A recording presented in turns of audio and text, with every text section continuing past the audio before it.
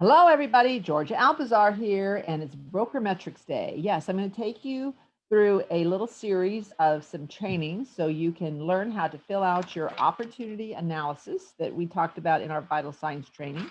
And we want to make sure that everybody knows how to do that so we can really get some really great data and look at our competition and learn to see what we may need to do either from a changing our model or our training or whatever we need to do to be able to compete and disrupt and be able to grow, grow, grow. So I'm going to share my screen with you, and we're actually going to do this in a series of possibly 3, 4, 5 videos, just so you can be able to go in and pull this this training session for maybe a special section if you don't want to have to look at the whole video again. So first of all, in order to do this, you need to know what your territory is, and so you're going to find that on your hub.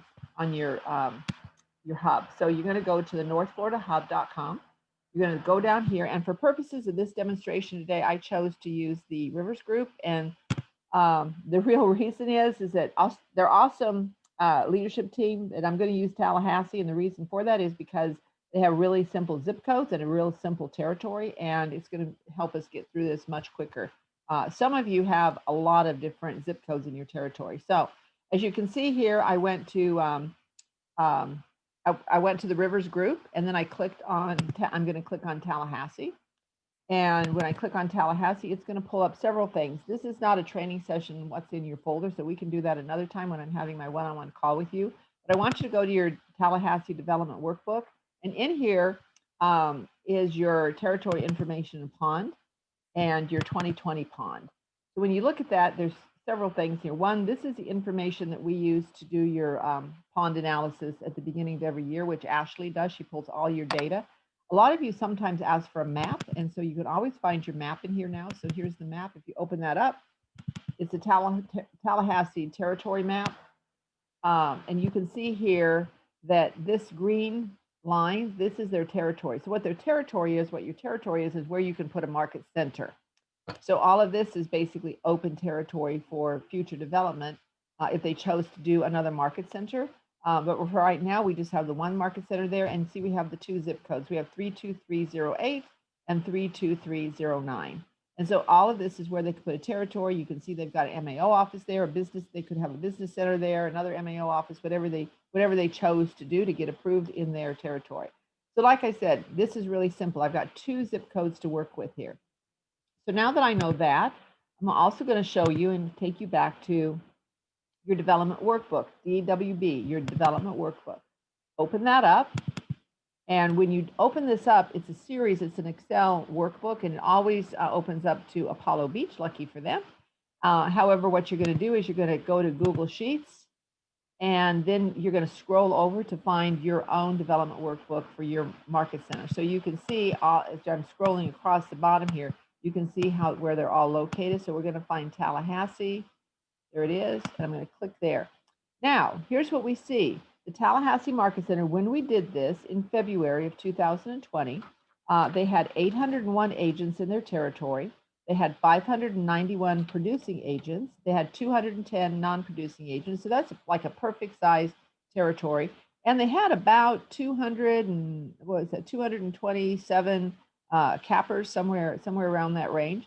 So a really nice little territory. And then here's their market center agent count. So you can see of this 801, they actually at that time had 272 agents, total producing agents. Of the 591, they had 187. And you can see how many agents they had, cappers and half cappers and so forth. So just as a sidebar, when we're looking at a territory, we're looking to get that territory up to about 25% of the producing agents. So if I were to look at 800 of the territory size, not producing agents. So if we have 801 times 25%, we would want to see that market center at about it's 25 to 30%. We'd want to see that at about 200 to 300 agents. And so they're well on their way to be there. So great job, guys. All right, so now that we know our zip codes, and we've got kind of those numbers in our mind, I would encourage you guys to print this out so you know your zip codes and you know kind of the numbers you're looking for, because there's generally not too much deviation, probably less than 100, unless we're having a really, really active a lot of new agents coming into the area. That generally stays about the same. It doesn't grow by much. So we're going to move from here, and now I'm going to take you into broker metrics. So let's go over to broker metrics now that we have our data. We're going to click on proficiency metrics. And when we click on proficiency metrics, what that's going to do is that's going to give us the data that we're going to need to complete our opportunity analysis. So I wanted to show you that we're moving over to broker metrics. And before I do that, I'm going to go back over here to this workbook because I forgot to show you something else. Okay, I'm going to go back into the rivers here. Okay, I'm going to show you what we're about to complete. So I'm going to click on Tallahassee. I'm going to click on this RDOP Financial Guide Review, and we're going to click on items to complete for the call. These are when we're having our calls, we're going to be talking about how to complete this data. So I'm doing this ahead of time so some of you can get ahead of the call and be able to go ahead and start completing your opportunity analysis. So here's your form.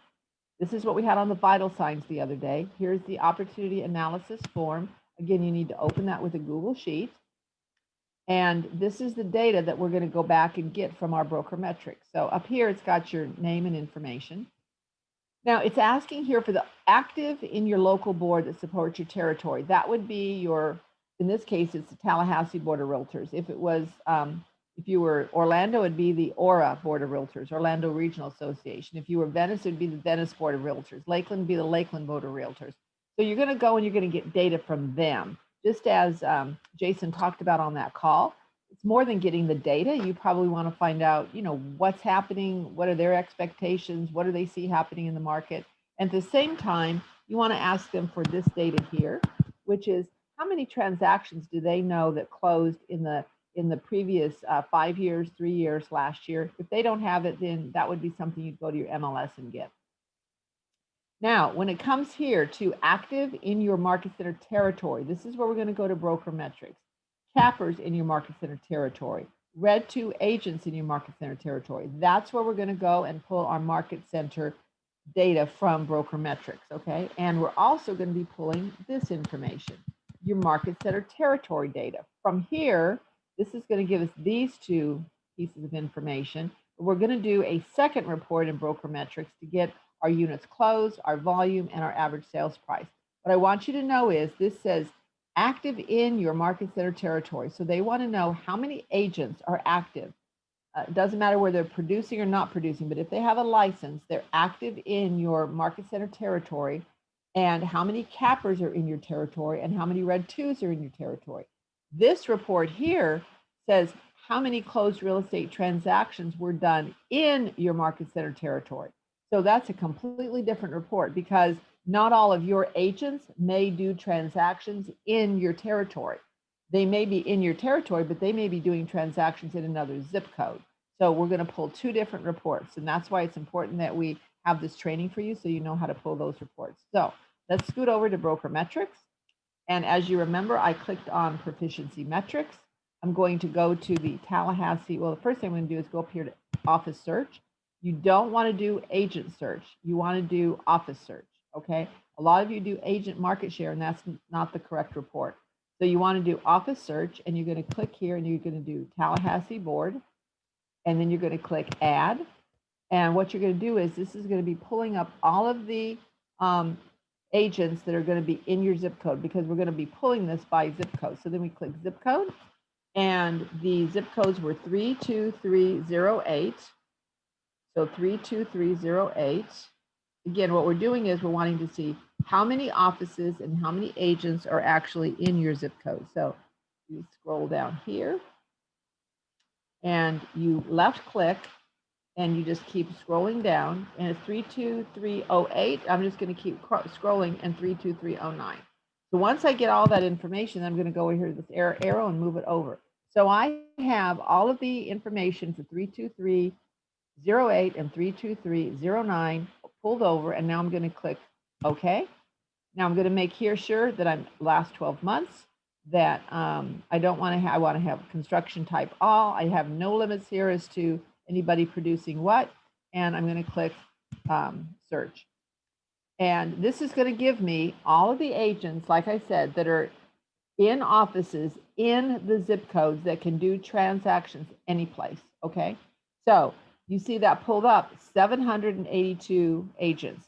The old data was 801. So you can see that's a little bit off.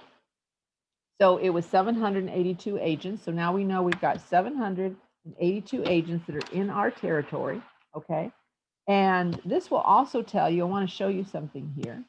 This is also going to tell you, if you scroll down, as you can see the green, those are all the Keller Williams offices. Excuse me.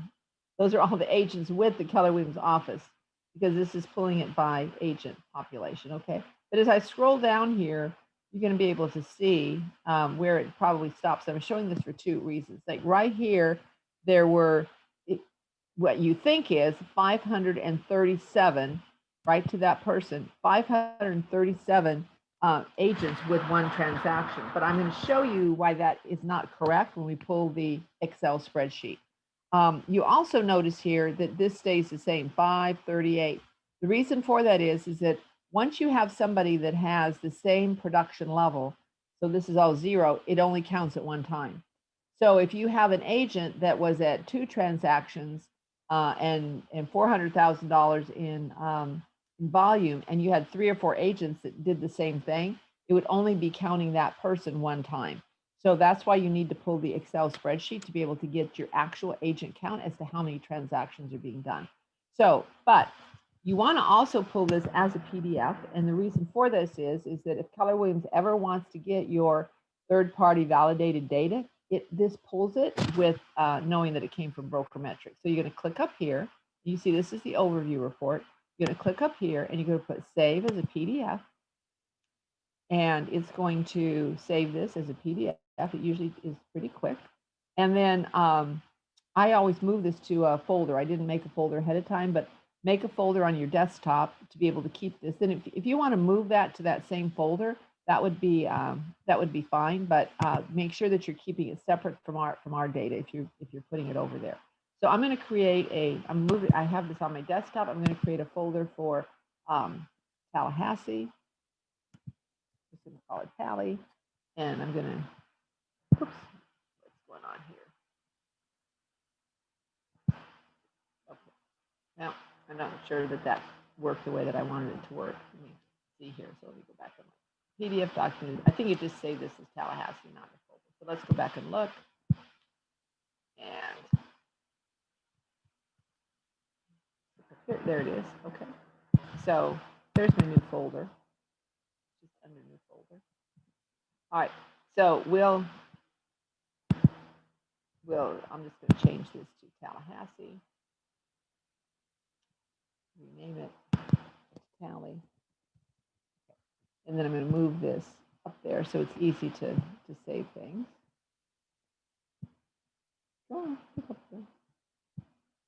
Okay. So we're going to open this up. And there is the Tallahassee information. And I always check this to make sure that it's saved the right way, because a lot of times if you don't save it correctly, you don't have all the data. You got to go and you got to pull it again. So I always double check to make sure it's saved the correct way. There's your 782 agents.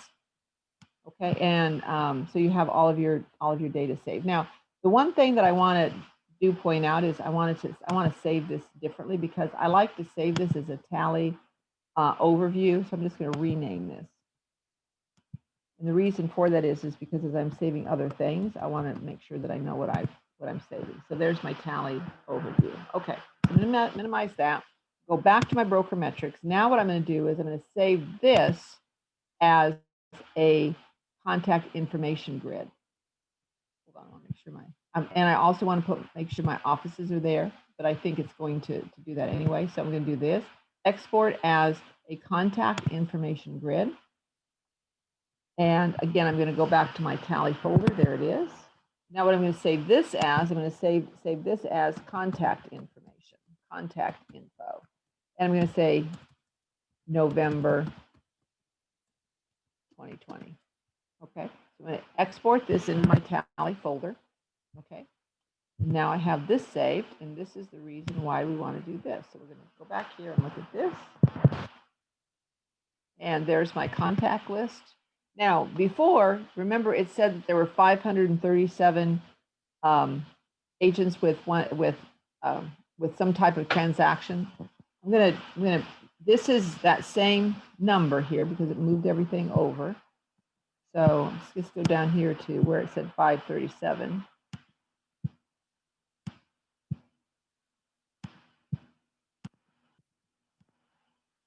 Yeah, okay. See, this said, let me go back up a little bit. Went down too far, didn't I? 537. This was that agent. There was the last time that the last agent did a transaction. Actually, it was 552. See, there were some duplicates there. So I just always just remove this column. You're going to have to save it as a different folder. So I'm sorry, as a different file type. But I just always take that out. And so you can see here, there were actually 552 producing agents. So you want to make a notation of that, 552 producing agents. So now that's just for you to know, and I wanted to point that out to you. So now we know we have 782 agents. We have 552 producing. Now, here's what else we need to do to get data. Let me hide this. Okay. Because there's going to be some more information. Remember, there was some information that they were asking about. So I'm going to hide all of this here. So I only have the information that I need. And so now something important to point out is you've got two pieces of data here. Let me just wrap this so you can see these. Okay. This here are the transactions from 11/2019 to end of October 2020. And then this is the last 12 months. The same information. It just pulled the same thing. The reason that you have it this way is sometimes you'll pull different data and it'll give you one search criteria and then another search criteria. But for this particular case, it's the same. So what I want to do is it's asking me, remember how many cappers I had, and it asked me how many R2s I had. The first thing I want to do is go here to my volume number, and I'm going to scroll down, and I'm going to see how many cappers. Now, I happen to know that they are a $18,000 cap, and so that would be about $2 million in production. I'm going to scroll down here to see how many actual cappers they had. And what this says is at 2 million, they have 225 cappers. And before we said that there was about 227. So you can see, even though they've had lower agent count, that number hasn't really changed. Second number they wanted to have is R2s. So in order to get your R2, you're going to need to sort this. So then you're going to come over here, highlight this. You're going to go data. You're going to do sort.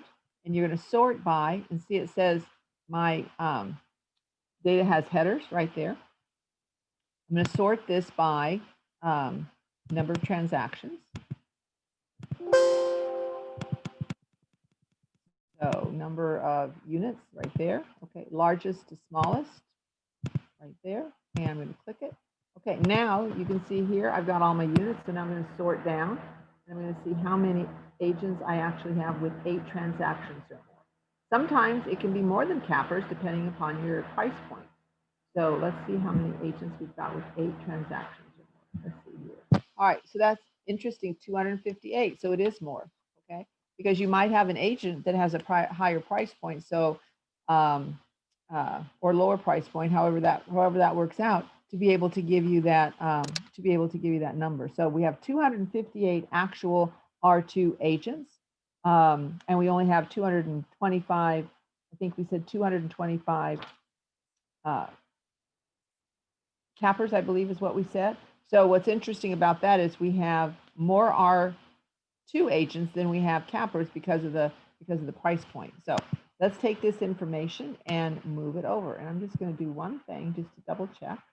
So now I'm going to go back. I'm going to sort here.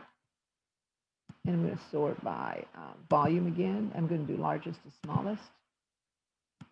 So now I'm resorted back. I'm just going to go back. I'm going to double check. I want to make sure I wrote my number down right. But double check my cappers.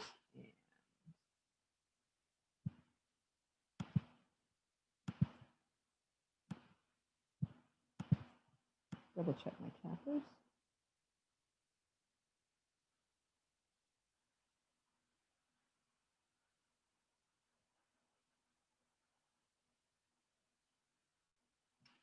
Right. There we go. Yep, 225. So I got 225 cappers and 258 R2. So I just wanted to double check that. So now you got that data. Now you're going to go back to your report over here.